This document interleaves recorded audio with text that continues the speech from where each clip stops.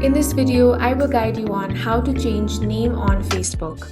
If you want to change your name on Facebook, first of all, launch open the Facebook app.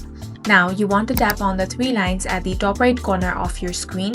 Here, find the option of Settings and Privacy, then select Settings. Now, tap on Account Center. Here, you will find the option of Profile and Personal Details. Go ahead and choose the profile you want to edit. Then, tap on the Name option. Here you will find the option of first, middle and last name. Go ahead and edit that.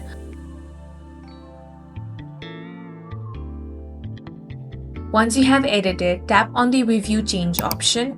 Then you can simply tap on the Save Changes option over here. Now head back, refresh your page, and as you can see, your Facebook name has been successfully changed. That's all for this video. If you found it useful, make sure to hit the like button and subscribe for more videos like this.